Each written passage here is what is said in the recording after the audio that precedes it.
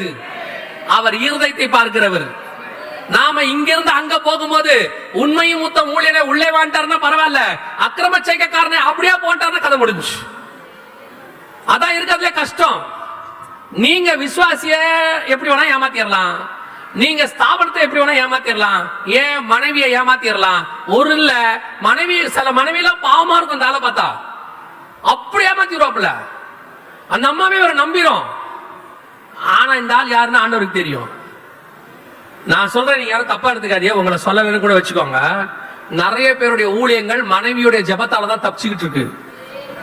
இவங்க பண்ற சேட்டைக்கெல்லாம் இந்நேரம் ஆண்டவர் கொன்னு போட்டிருப்பாரு. அந்த அம்மா பாவம் இருக்கிற 4 பேரை சேர்த்துக்கிட்டு வெள்ளிக்கிழமையான சோத்திரம் சோத்திரம் சோத்திரம் சோத்திரம் சர்ச்சில கத்திட்டு இருக்கு. இவரு உபவாச ஜெபத்துக்கு வர போக மாட்டாரு, காலையில கிளம்பி போயிருவாரு. சபையில நடக்கிற எந்த ஊழியத்துல ஞாயிற்றுக்கிழமை ஆராதனையை தவிர எதுல நாம இருந்திருக்கோம் சொல்லுங்க? சபையில இருக்கிற உபவாச கூடத்துல உட்கார்ந்து இருக்கீங்களா? அல்லது ஞாயிற்றுக்கிழமை ஆராதனை தவிர வேற எதுல நீங்க இருந்திருக்கீங்க? பெரும்பாலும் இருக்க மாட்டீங்க. அப்புறம் எப்படி சபை வளரும்? அப்புறம் விசுவாசிய சொல்றது என்ன பண்ணாலும் சபை வளராது. அது எப்படிங்க வளராது? ஒரு விதை போட்டா முளைக்குதே, ஒரு ஒண்ணும் இல்லாம புல்லு முளைக்குதே. நல்ல விதைங்க, அதை எந்த நிலத்துல போட்டாலும் முளைக்குங்க. எப்படி சபையில மட்டும் முளைக்க மாட்டேங்குது? ஏன் சபை விருத்தியாக மாட்டேங்குது? ஏன் ஆத்மாவே இல்லையா? நான் பிலிவஸே இல்லையா? வெளிய உங்க ஏரியால இருக்கான். இயேசுக்கு ரட்சிக்கிற ஆசை இல்லையா? அவருக்கு ரட்சிக்கிற ஆசை இருக்கு. ஆண்டவர் ஆத்மாவும் இருக்கு, ரட்சிக்கிற ஆசையும் இருக்கு, ரட்சகரும் இருக்கிறாரு. ஆனா சபைக்குள்ள மட்டும் ஆத்மா வந்து உட்கார மாட்டேங்குது. ஏன்? ஆராய்ந்து பார்க்கணும், உட்கார்ந்து பார்க்கணும், என்ன ஆண்டவரே நடக்குது, ஏன் வரமாட்டேங்குது? ஆண்டவர் கேட்பாரு, முதல்ல உன் சர்ச்சுக்கு நீ வாடா. ஞாயிற்றுக்கிழமை ஒரு நாள் தானே உள்ள வர, மத்த நாள் தான் எங்க? 6 நாள் எந்த ஒரு ஊழியக்காரன் 6 நாளும் சர்ச்சுக்குள்ள உட்கார்ந்திருக்கான் சொல்லுங்க? உங்களுக்கு சிஎஸ்ஐ காரனையும் ஆர்சி காரனையும் பார்த்தா கோபமா வருது. வருதா இல்லையா? வருதா இல்லையா? வரும். சும்மா சொல்வீங்க. கோபம் வருதோ இல்லையா? பொறாமையா இருக்கும், கண்டிப்பா இருக்கும். இப்ப நீங்க கிறிஸ்துமஸுக்கு போவீங்க, கூட்டம் ரொம்ப இருக்கும் இல்ல? நியூ இயருக்கு போவீங்க, நிரம்பி வழியும். நம்ம சர்ச்சில் பாதி கூட இருக்காது. பார்த்துக்கிட்டே போகும்போது உங்களுக்கு கோபம் வருதா? என்ன கோபம் வருது? பாருங்க, சத்தியம் இல்லாத இடத்தில் எப்படி இருக்கிறார்கள். நம்ம சத்தியத்தை பேசுறோம், நம்ம சர்ச்சுக்கு வரமாட்டோம். ரொம்ப மோசமான காலம். அதெல்லாம் கிடையாது, அதெல்லாம் கிடையாது. சிஎஸ்ஐ சர்ச்ச வாரம் முழுக்க பாருங்க, பகல்ல பூட்டி பார்த்திருக்கீங்களா? எந்த சிஎஸ்ஐ ஆர்சி சபையாவது திங்கள்ல இருந்து சனிக்கிழமை வரைக்கும் பகல்ல பூட்டி பார்த்திருக்கீங்களா? காலைல 6:30 மணிக்கு திறந்துச்சுன்னா நைட்டு 7 மணிக்கு தான் மூடுவாங்க, 8 மணிக்கு தான் மூடுவாங்க. திறந்தா இருக்கும். திருப்பி கேட்கிறேன், எந்த பெந்தகோஸ்தே சபையாவது 6 நாள் திறந்து பார்த்திருக்கீங்களா? பெரும்பாலான சபை திறந்து இருக்காது, ஒரு 10% திறந்திருக்கும். எந்த பெந்தகோஸ்தே சபைக்கு நீங்க போங்க, பாதி சபைக்கு மேல திங்கள் டு சனி மூடிதான் இருக்கும், பூட்டு தான் போட்டிருக்கோம். எங்க திறந்திருக்கிறதுக்கு பூட்டி இருக்கிறதுக்கு என்னங்க வித்தியாசம்? வெரி சிம்பிள்ங்க. ஒருத்தன் தற்கொலைக்கு போறான், டிப்ரெஷன்ல இருக்கிறான், அவன் போறவனை காப்பாத்துறதுக்கு கர்த்தருக்கு இருக்கிற கடைசி இடம் அவன் வழியில போற இருக்கிற சர்ச்சு. எத்தனை பேருடைய சாட்சியை போய் கேளுங்க. நான் சாக போனேன், அங்க ஒரு சர்ச் இருந்துச்சு, அங்க ஒரு வசனம் எழுதி இருந்துச்சு, அங்க போனேன், நான் மனம் திரும்பினேன்னு சொல்லுவான். கர்த்தருக்கு அவனை காப்பாத்துற கடைசி சான்ஸ் அவன் போற வழியில இருக்கிற சர்ச்சு. அவன் போற வழியில திறந்திருக்கிறது 2 சர்ச்சு தான். ஒன்னு சிஎஸ்ஐ, இன்னொன்னு ஆர்சி. உங்க சர்ச் எங்க? உங்க சர்ச் மூடிதான் இருக்கும். ஐயா எங்க இருக்காரு? ஐயா ஊழியர் கூடுகைக்காக ஐயா மீஞ்சூர் போயிருக்காரு திங்கட்கிழமை. ஐயா செவ்வாய்க்கிழமை எங்க இருக்காரு? ஐயா ஊழியர் கூடுகைக்காக ஐயா செங்கல்பட்டு போயிருக்காரு. புதன்கிழமை ஐயா ஊழியர் கூடுகைக்காக 4 மாவடி போயிருக்காரு. வியாழக்கிழமை ஐயா ஊழியர் கூடுகைக்காக கொரியா போயிருக்காரு. வெள்ளிக்கிழமை ஐயா ஊழியர் கூடுகைக்காக சூரியன் சந்திரன் நட்சத்திரம் கிட்ட போயிருக்காரு. சனிக்கிழமை ஐயா ஊழியர் கூடுகைக்காக கல்லறையில போய் படுத்துட்டார். 6 நாளும் ஊழியர் கூடுக, ஆளுக்கு 4 கூட்டமைப்பு. உங்க கூட்டமைப்பை நான் குறை சொல்லல, ஒரு நல்ல கூட்டமைப்பு வச்சுக்கோங்க. சகோதரர்கள் ஒருமித்து வாசமா இருக்கிறது நல்லதுதான். ஆளாளுக்கு 4 கூட்டமைப்பு. எதுக்குன்னு கேளுங்க, அதான் ரொம்ப இம்பார்ட்டன்ட். அந்த கூட்டமைப்புல பேக் தருவாங்க, இந்த கூட்டமைப்புல சஃபாரி சூட் தருவாங்க. அந்த கூட்டமைப்பு போனா ஒன்வே பணம் கொடுப்பாங்க. நான் பேசுறது தமிழ்நாட்டுக்கு வெளியே, இங்க இல்ல, நீங்க தங்கம். நான் பேசுறது தமிழ்நாட்டுக்கு வெளியே, நீங்க தப்பா எடுத்துடக்கூடாது. என்ன நம்மள சொல்றாரு, ஐயோ நீங்க எல்லாம் தங்கம். நான் சுத்த பொன்னிலும் பசும் பொன், நான் உங்களை பத்தி பேசல. அங்க போனா சஃபாரி சூட் கொடுப்பாங்க, இங்க போனா ஒன்வே கொடுப்பாங்க, அங்க போனா 5 கிலோ அரிசி கொடுப்பாங்க. எல்லாம் இன்ஃபர்மேஷன் எழுதி வச்சிருப்பாங்க. காலங்காத்தால போய் உட்காந்துறது, போகும்போதே கேட்கறது, பிரியாணி போடுவாங்களா? அவன் வெஜ்ஜு போடுவான்டா, அங்க வேணாம். பிரியாணி போடுற இடத்துக்கு போயிடுவோம். நல்லா போய் உட்கார்றது. நல்ல வேலை சென்னை தப்பிச்சுக்குச்சு. நான் சொல்றது தமிழ்நாட்டுக்கு வெளியே. அங்க போயிடுறது, நல்லா போய் காலையில 9:30-10 மணிக்கு உட்கார்றது, 1 மணி வரைக்கும் உட்காந்து நல்லா சாப்பிடுறது. அதுக்கப்புறம் 2 மணிக்கு வீட்டுல வந்து மல்லாக்கா படுக்கிறது. நல்ல ஒரு 4:30, 5:30, 6 மணி வரைக்கும் தூங்குறது. ஒரு 6:30 மணிக்கு எழுந்திரிச்சு நல்ல ஒரு காப்பியை குடிக்கிறது. அக்கல்ல தூக்கி அந்த பேக்ல வைக்கிறது. ஒரு ஹவுஸ் விசிட்டிங் போறது. ஒரு 9:30-10 மணிக்கு அங்கேயே சாப்பிட்டு வந்துடுறது. திருப்பி 10ல இருந்து 11:30-12 வரைக்கும் போனை நோண்டுறது. பெரிய ஐநா சபையில நாளைக்கு போய் பேசுற மாதிரி இப்படி நோண்டுறது. அப்புறம் ஒரு 12:30-1 மணிக்கு ஒரு வாக்கு தத்தத்தை வைக்கிறது ஸ்டேட்டஸ்ல, இன்று முதல் நான் உன்னை ஆசீர்வதிப்பேன்னு வச்சுட்டு ஒரு 1:30 மணிக்கு படுக்கிறது. திருப்பி காலையில 7 மணிக்கு எழுந்திருக்கிறது, காப்பியை குடிக்கிறது, பேக தூக்கி அக்கல்ல வைக்கிறது, ஊழியர் கூட்டத்துக்கு போடுறது. இப்படியே 6 நாளா போது. தமிழ்நாட்டுக்கு வெளியே சொல்றேன்.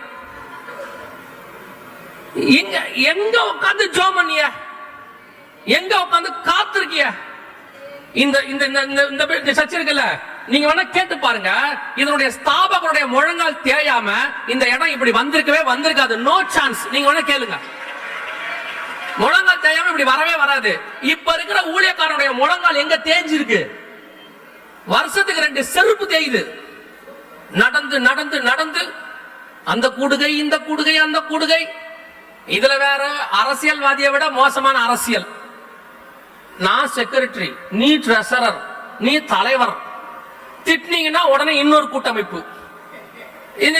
இது தண்டையார்பட்ட ஊழியர்கள் கூட்டமைப்பு, அது தண்டையார்பட்டை ஊழியர்கள் ஒருமித்த கூட்டமைப்பு. ஒருமித்த டிஃபரன்ஸ். ஆனா இன்னொரு கூட்டமைப்பு 8 கூட்டமைப்பு, 10 கூட்டமைப்பு, இதெல்லாம் வச்சுக்கிட்டு ஆளாளுக்கு ஒண்ணு போய்கிட்டு எங்க ஜெபம் பண்ணோம்? எங்க ஜெபம் பண்ணோம்? இந்த ஞாயிற்றுக்கிழமை ஆராதனை முடிஞ்சிருச்சுன்னா அடுத்த ஞாயிற்றுக்கிழமை ஆராதனை வரைக்கும் பரிசுத்தவான்கள் கர்த்தரோட சமூகத்துல காத்திருப்பாங்க. வார்த்தைக்கு, கர்த்தரோட வார்த்தைக்கு காத்திருப்பாங்க. ஒவ்வொரு நாளும் காத்திருப்பாங்க. அப்படியே சபையை சுத்தி சுத்தி நடப்பாங்க. பாத்திருக்கீங்களா நீங்க? நான் பாத்திருக்கேன் எங்கள் பரிசுத்தவான்களை. சபையை சுத்தி சுத்தி நடப்பாங்க. சோதரம் சோதரம் சோதரம் சோதரம். வெறும் ஆவியிலே அவர்கள் சபையை கட்டினார்கள். நீங்கள் மாம்சத்தில் சபையை கட்டி கொண்டிருக்கிறீர்கள். வெறும் ஆவியில தான் கட்டினாங்க அவங்க சபையை, வேற எதுலயும் கட்டல. அவங்க நம்ம மாதிரி பிடெச் முடிக்கல, எம்டிஎச் முடிக்கல, எதுவும் நடக்கல. அவங்களுக்கு ஒன்னும் தெரியாது. தெரிஞ்சதெல்லாம் ஒண்ணு, தேவ சமூகத்துல முழங்கால் போட்டு கை தூக்குறது. அப்படியே இருந்து கர்த்தருடைய வார்த்தையை வாங்கிட்டு வந்து புல்பிட்ல நிப்பாங்க. அக்கினி தனலா இருக்கும் வார்த்தை. ஒரு பாவி கூட உள்ள வந்து பாவியா வெளியே போக மாட்டான். அத்தனை பேரும் ரட்சிக்கப்படுவான். அப்படிப்பட்ட பரிசுத்தவான்கள் எழுப்பி நின்னாங்கன்னா ஒரு பிசாசை விரட்ட வேண்டியதில்லை. பேச ஆரம்பிச்சோன்னே பிசாசு ஓடும். இப்ப பாருங்க, நல்லா இருக்கிறவங்க கூட பாவியா போறான் வெளியே. நல்லா இருக்கிறான், தொடர்ந்து செய்தி கேட்கிறான். அப்புறம் சொல்றான், என்னடா இதையே அரைக்கிறாரு, போட்டதையே போடுறாரு, ஒன்னும் புதுசா ஒன்னும் பேசி தொலைய மாட்டேங்கிறாரு. நான் ஒரு காலத்துல ஒரு வாழைப்பழத்தோடு கூட என் வாழ்க்கையில் இருந்தேன். 10 வருஷத்துக்கு முன்னாடி, 10 வருஷம் கழிச்சு நான் ஒரு வாழைப்பழத்தோடு இருந்தேன். அவன் சொல்றான், அந்த வாழைப்பழம் நசுங்கிருச்சு சார், 10 வருஷம் ஆயி போச்சு, அதே வாழைப்பழத்தை புடிஞ்சுக்கிட்டே இருக்கீங்களே, புதுசா தேவ சமூகத்துல ஏதாவது வார்த்தையை வாங்கிட்டு வாங்க. உங்க மெசேஜ் அவனுக்கு இப்ப நீங்க உடனே என்ன சொல்றீங்க? இந்த விசுவாசிகள் எல்லாம் மண்ணு மாதிரி இருக்கு. அவன் மண்ணு தான். வசனத்தின்படி அவன் யாரு? மண்ணு. அந்த மண்ணை பானையா மாத்த வேண்டியது உங்க வேலை சார். பின்ன மண்ணு கொடுக்காம பானையா கொடுப்பாரு. நீங்க கேட்கறது எப்படி இருக்கு தெரியுமா? ஒரு டாக்டர் ஹாஸ்பிட்டலுக்குள்ள போயிட்டு என்ன எல்லாம் பேஷண்டாவே இருக்காங்க, நீங்க கேட்கறது அப்படிதான் இருக்கு. ஒரு மெக்கானிக் ஷாப்புக்குள்ள போயிட்டு என்ன எல்லா காரும் ரிப்பேரா இருக்கு, பின்ன மெக்கானிக் ஷாப்ல என்ன இருக்கும்? ரிப்பேரான கார் தான் இருக்கும் சார். சர்ச்சுக்குள்ள பாவி தான் இருப்பான். சர்ச்சுக்குள்ள அறவே கார்டு இருக்கும், கால்வே கார்டு இருக்கும், விழுந்து போனவன் இருப்பான், பின்மாற்றக்காரன் இருப்பான். அத்தனை பேரையும் ரெடி பண்ணி பரலோகத்துக்கு கூட்டு போற வேலை சார் நம்மளுது. நீங்க ஏன் விசுவாசி மேல குறை சொல்றீங்க? அது அந்த விசுவாசி ரொம்ப மோசம், அதனால தான் உங்ககிட்ட கொடுத்தாரு. அதனால உங்ககிட்ட கொடுத்தாரு, நீங்க சரி பண்ணிடுவீங்கன்ற நம்பிக்கையில. நீங்க நல்லா கவனிச்சு பாருங்க, நீங்க எதையாவது ரிப்பேர் ஆனதா ஒரு ஆளை கூப்பிடுவீங்க, பிளம்பரோ எலக்ட்ரிஷியனோ, அது வரைக்கும் அவரை கூப்பிட மாட்டீங்க தானே. அப்போ ஒரு விசுவாசி பாவி ஆயிருச்சுன்னா உங்க சபையை ஆண்டவர் ஞாபகத்துக்கு வருது, இவங்கிட்ட போனா இந்த ஆடு நசல் கொண்டது, இத காயம் கட்டி சுகமாக்கி நல்லா மாத்தி கொடுப்பான்ற நம்பிக்கை உங்க சபை மேல பரலோகத்துக்கு வரணும். ஏன் இல்லையா? வரலையே, வரலையே. கர்த்தர் சொன்னாரு, உன்னை புதுப்பிக்க விரும்புகிறேன். கர்த்தர் என்ன செய்ய விரும்புறாரு? புதுப்பிக்க விரும்புகிறார். திருப்பியும் சொல்றேன், இதே உலகத்துல அடுத்த 5 வருஷம் வெரி ஒஸ்ட் வருஷம். நாங்க இந்த கடைசி காலத்தை பத்தி பேசுறதுனால சொல்றேன். அடுத்த 5 வருஷம் மிக மோசமாக இருக்கும். யுத்தங்களின் செய்திகளையும் கேள்விப்படுவீர்கள். பஞ்சங்களும் கொள்ளை நோய்களும் அதிகமாகும். ஏதோ உங்களுக்கு விளையாட்டுக்கு சொல்லல, ரொம்ப சீரியஸா சொல்லிட்டு போறேன். ஏன்னா WHO ரிப்போர்ட்ல இருந்து, உலகத்தில் நடக்கிற சம்பவங்கள்ல இருந்து எல்லாமே என்ன சொல்லுதுன்னா, அடுத்த 2030க்குள்ள மிகப்பெரிய பொருளாதார வீழ்ச்சி, மிகப்பெரிய யுத்தம், மிகப்பெரிய மனித சமுதாயத்தினுடைய அழிவு எல்லாம் இருக்கும்னு எல்லாம் சொல்றான். இந்த 5 வருஷம் நமக்கு முக்கியமான வருஷம். நல்லா கவனிங்க, எனக்கு கொடுத்த நேரத்தில் முடிச்சிருவேன், இன்னொரு 5 நிமிஷத்துல முடிச்சிருவேன். அடுத்த 5 வருஷம் ரொம்ப இம்பார்ட்டன்ட். மிகப்பெரிய யுத்தத்தையும் மிகப்பெரியதான ஒரு கொள்ளை நோய், கோவிடை விட மிக மோசமானது வருதுன்னு WHO சொல்லியிருக்கேன். சோ மிக மோசமான கொள்ளை நோயும் பஞ்சத்தையும் இந்த உலகம் சந்திக்க போகுது. இந்த 5 வருஷத்துக்குள்ள அவங்க சொன்னது மேக்சிமம் 2030க்குள்ளன்றாங்க. சோ நமக்கு இருக்கிறது வெறும் 5 வருஷம் தான். கணக்கு ஒரு டார்கெட் வச்சு நான் செய்யறதுக்கு சொல்றேன். இந்த 5 வருஷத்துக்குள்ள சபை செய்ய வேண்டிய 2 முக்கியமான காரியம் இருக்கு. முதலாவது, நாம் அத்தனை பேரும் ஒரு கன்ஃபர்மேஷனுக்குள்ள வரணும். என்ன கன்ஃபர்மேஷன்? ஒரு பெரிய பேரழிவோ அல்லது கர்த்தருடைய வருகையோ இருக்குமானால் எங்கிட்ட கொடுத்த சபைய 100% நான் கொண்டு போயிருவேங்கிற கன்ஃபர்மேஷன் உங்களுக்கு வரணும். கன்ஃபார்மா ஆண்டவர் உங்ககிட்ட அந்த கணக்கை கேட்பார், கண்டிப்பா கேட்பார். ஏன்னா நல்லா கவனிங்க, இன்னைக்கு நிறைய இருக்கிற ஊழியக்காரங்களுக்கு அந்த தாட்டு போயிடுச்சு. எந்த தாட்டுனா, எனக்கு ஆண்டவர் சபை கொடுத்தாரு, ஆத்மா கொடுத்தாரு, நான் பிரசங்கம் பண்ணிட்டேன், நான் சொல்ல வேண்டியதை சொல்லிட்டேன், இதுக்கப்புறம் அவங்களாச்சு ஆண்டவராச்சு நினைச்சுக்கிட்டு இருக்காங்க. நான் சொல்றது புரியுதா? நினைச்சிட்டு இருக்காங்க. ஆக்சுவலா என்ன நடக்கும் தெரியுமா? இப்போ எஸ்தரை கொண்டு போய் ஏகா கொண்டு போய் 7 தாதிமார்ட்ட ஒப்படைச்சாரு. எஸ்தருக்கு ஏதாவது பிரச்சனை ஏகா யார கேட்பாரு? யார கேட்பாரு? தாதிமார கேட்பாரு. இப்ப தாதிமார் சொல்றாங்க, நீங்க கொடுத்ததெல்லாம் கொடுத்துட்டேங்க, எஸ்தர்ட்ட கொடுத்தாச்சு, அது எஸ்தராச்சு நீங்க ஆச்சுன்னா அடுத்தவர் கேட்பாரு, அப்படின்னா நானே கொடுத்துக்க மாட்டேனா? எதுக்கு நடுவுல உண்ண வச்சேன்? எதுக்கு நடுவுல உண்ண வச்சேன்? இப்போ மலையில இருந்து கீழே இறங்கி வராரு. இறங்கி வந்தோம், ஜனங்க தப்பு பண்ணாங்க. மோசே யார கேட்டாரு? ஆரோனை கேட்டாரு. இவர்கள் இந்த பாடு செய்வதற்கு இந்த ஜனங்கள் உனக்கு என்ன பாவம் செய்தார்கள்? ஆசாரியர் தான் ஃபர்ஸ்ட் கொஸ்டின். நியாய தீர்ப்பு எங்க இருந்து புறப்படும்? ஆலயத்தின் மூப்பரிடத்திலிருந்து புறப்படும். 9ஆம் அதிகாரம் எசேக்கியேல்ல இருக்க. அப்போ ஆண்டவர் வரும்போது ஃபர்ஸ்ட் கொஸ்டின் உங்ககிட்ட கேட்பாரு, நான் உன் கையில கொடுத்த ஆத்துமாக்களுடைய நிலைமை என்னன்னு கேட்பாரு. உங்களால உங்ககிட்ட கொடுத்த 100 ஆத்மாவோ 50ஓ 70ஓ 5000ஓ 500ஓ அத்தனையும் ஒப்படைக்க முடியுமா? அவர் எப்படிப்பட்டவர் நான் உங்களுக்கு சொல்றேன். ஒண்ணு காணாம போனா கூட கேட்பாரு, ஒண்ணு காணாம போனாலும் கேட்பாரு. பைபிள் கணக்குப்படி எங்கிட்ட கொடுத்த ஆத்மாக்களை நான் 2ஆ மாத்திரனோ இல்லையோ, கொடுத்ததையாவது பத்திரமா ஒப்படைக்கணும். ஆனா அவர் டபுளா கேட்பாரு. 2 கொடுத்தா 4 கேட்பாரு, 5 கொடுத்தா 10 கேட்பாரு. அது ரெண்டாவது பார்ப்போம். முதல்ல எங்கிட்ட கொடுத்ததை நான் பத்திரமா கொடுக்கணும். இப்ப அதுக்கு உங்க சபையில இருக்கிற விசுவாசிகளுடைய ஆவிக்குரிய ஸ்டாண்டர்ட் உங்களுக்கு தெரியுமா? உங்க சபைக்குள்ள இருக்கிற விசுவாசியோட ஆவிக்குரிய ஸ்டாண்டர்ட் அப்படின்னா என்னங்க அப்படின்னு கேக்குறீங்களா?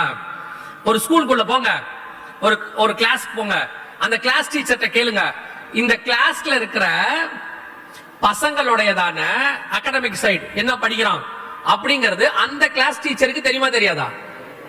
பேரண்ட்ஸ் டீச்சர்ஸ் மீட்டிங்ல போறீங்களா இல்லையா?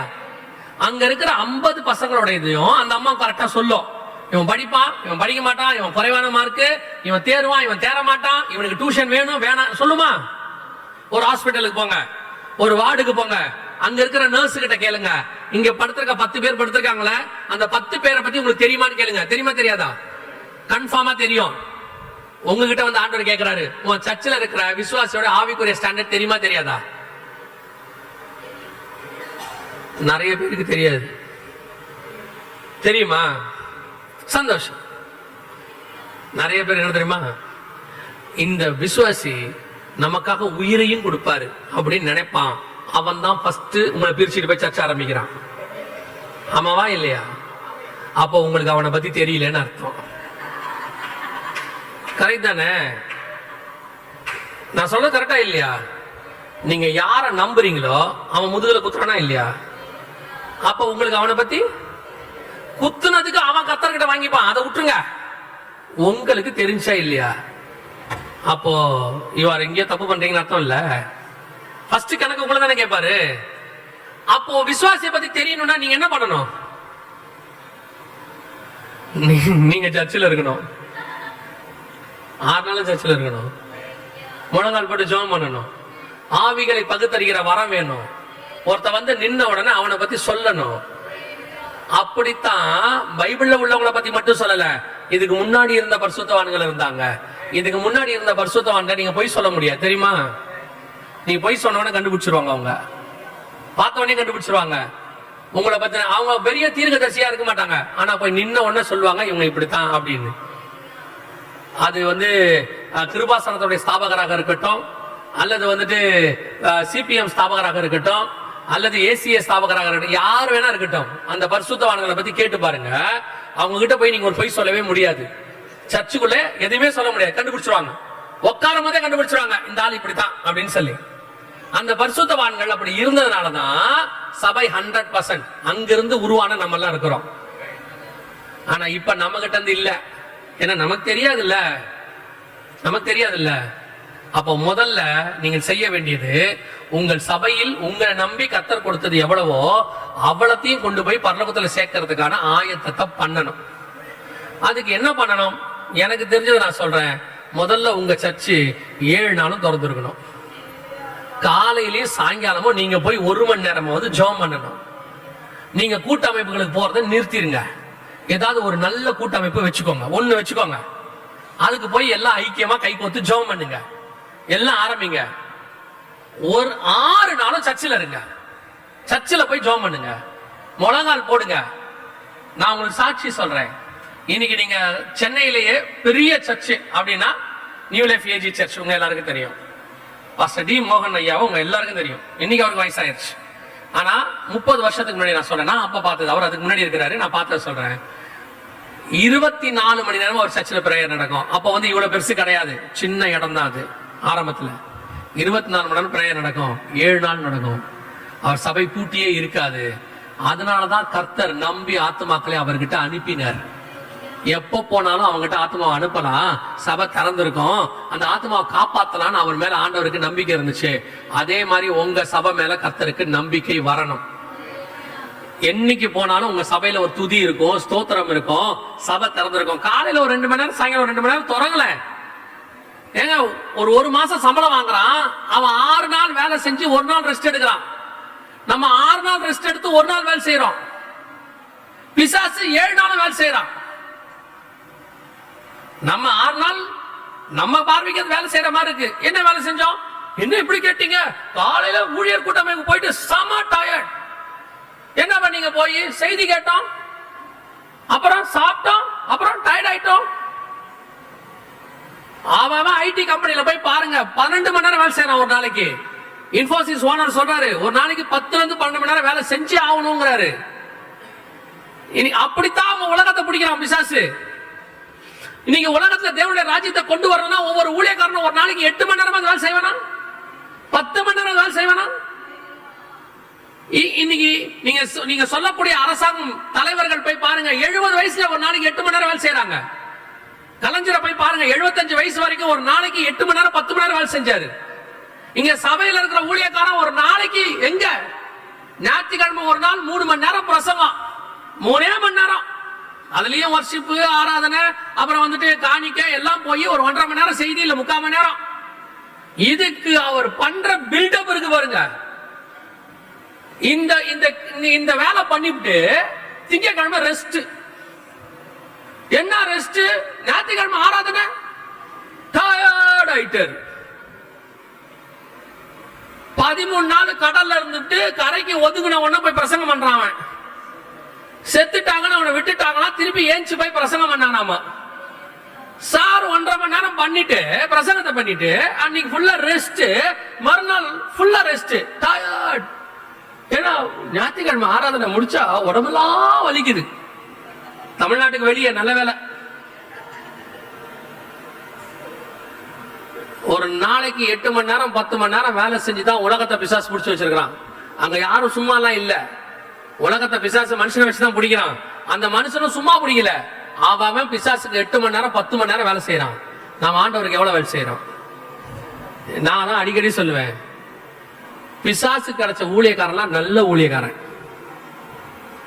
ஆண்டவருக்கு கிடைச்சவன் தான் ரொம்ப பாவம். இவனை வச்சுக்கிட்டு அவர் படுற பாடு பெரும்பாடா இருக்கு. முதலாவது, உங்கள் சபை 7 நாளும் திறந்து இருக்கணும். ஒவ்வொரு நாளும் பிரேயர் நடக்கணும். இந்த நேரத்தில் நான் எல்லா கூட்டத்திலும் இப்ப கேட்கறேன், நீங்க விளையாட்டா கூட இருக்கும், ஆனா நான் சீரியஸா தான் கேட்கறேன். பாஸ்டர் மாக்கள் வந்திருக்கீங்களா? கல்யாணமான பாஸ்டர் மாக்கள், எங்க வீட்டுக்கார் பாஸ்டர் அப்படிங்கிறவங்க கை தூக்குங்க, நல்லா தூக்குங்க. அவங்க யோசிக்கிறாங்க, நம்ம என்ன சொல்ல போறான்னு தெரியல, நம்ம மேல கையை தூக்கி நம்ம எதையாவது சொல்லிவிட்டானா இப்ப பிரச்சனையாகி போயிடும், வீட்டுக்கு அவரோட தான் போகணும். நல்லா கை தூக்குங்க. எங்க வீட்டுக்கார் கணவர் பாஸ்டா இருக்கிறாரு அப்படின்னு சொல்றாங்க, நல்லா தூக்குங்க. ஓகே. சோ உங்க எல்லாருக்கிட்டையும் ஒரு ரெக்வெஸ்ட் வைக்க போறேன், ஒரு விண்ணப்பம். என்னன்னா, நாளையிலிருந்து இவர் காலையில கிளம்புவாங்க. இல்ல, உண்மையான ரெக்வெஸ்ட் தான். காலைல கிளம்புவாங்க. கிளம்பும் போது கேளுங்க, எங்க போறீங்கன்னு கேளுங்க. அவர் கண்டிப்பா ஏதோ ஒரு காரணம் சொல்வார். அந்த கூட்டமைப்பு, இந்த அமைப்பு, அந்த என்னதான் கூப்பிட்டு முதல் ஜெபம் பண்ண சொல்லியிருக்காங்க, நான் இல்லாட்டி என் ஆத்மாவே கத்தரை சொல்றதுக்கு ஆளே இல்ல, ஃபைனல் ஜெபம் என் மேலதான் பொறுப்பு விழுந்திருக்கு. ஏன்னா ஃபைனல் ஜெபத்துல பண்ணி எழுப்புதல் பண்ணி இந்தியாவில் புளிஞ்சு எடுக்க போறாரு. அந்த ஃபைனல் ஜெபத்துல அவர் ஏதோ ஒரு காரணம் சொல்வார். நீங்க சொல்லுங்க, நீ கீழ்ச்சது போதும், நம்ம 2 பேரும் வாங்க சர்ச்சுக்கு போவோம், நீங்க கூப்பிடுங்க அவரை. ஏன்னா அவர் இயேசுநாதர் சொன்னா கேட்க மாட்டாங்க, நீங்க சொன்னா மட்டும்தான் கேட்பாங்க. நான் சொல்றதெல்லாம் உண்மை. அவங்களாம் இயேசுநாதர் சொன்னா கூட கேட்க மாட்டாங்க, நீங்க சொன்னா மட்டும்தான் கேட்பாங்க. நீங்க பாருங்க, ஆண்டவர் சாப்பிடாதுன்னு சொன்னா அவன் சாப்பிட்டானா? அந்த ஸ்திரீயானவள் கொடுத்தவன சாப்பிட்டானா? அவன் உங்க பேச்சுக்கு மட்டும்தான் கீழ்படிவாங்க. அது ஆரம்பத்துல உள்ள டிசைன். அது ஒண்ணும் பண்ண முடியாது. அதனால நீங்க நாளையில இருந்து அவரை கேளுங்க, எங்க போறீங்க, மரியாதையாவே கேளுங்க. ஐயா எங்க போறீங்க? இந்த மாதிரிமா ஒரு கூட்டமைப்புல நான் தான் முதல் போதும்யா, நீ இது வரைக்கும் ஜோம் பண்ணதெல்லாம் போதும், நான் உன் கூட வரேன், நம்ம 2 பேரும் சர்ச்சுக்கு போவோம், ஒரு 2 மணி நேரம் ஜோம் பண்ணுவோம், காலையிலயும் சாயங்காலமும். முதல்ல உனக்கு கொடுத்த ஊழியத்தை பார்த்து தொலை, அதை ஒழுங்கா வளர்க்குற வழிய பாரு.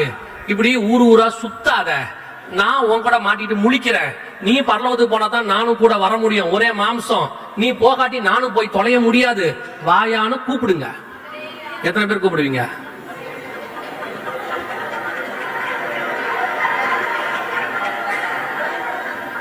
எத்தனை பேர் கூப்பிடுவீங்க? நான் கை தூக்க மாட்டீங்க. நான் சொன்னது உண்மை. அவர் பரலோகத்துக்கு போனா தான் நீங்களும் போக முடியும். நீங்கள் 2 பேரும் ஒரே மாம்சமாய் ஒரே குடும்பமா இருக்கிறீங்க. அவர் மிஸ் ஆனாரு, உங்களுக்கு கஷ்டம். நோவா பேல ஒழுங்கா கட்டல, சேர்ந்து நீங்களும் போயிருவீங்க. நான் சொன்னது புரியுதா? கை தூக்கா விட்டாலும் பரவாயில்லை, நாளையிலிருந்து அவரை கூட்டிட்டு போற வழியை பாருங்க. முதல்ல சபை ஒழுங்கா இருந்தால் மட்டும்தான் உங்கள் பிள்ளைகள், நீங்கள் அத்தனை பேரும் ஒழுங்கா இருக்க முடியும்.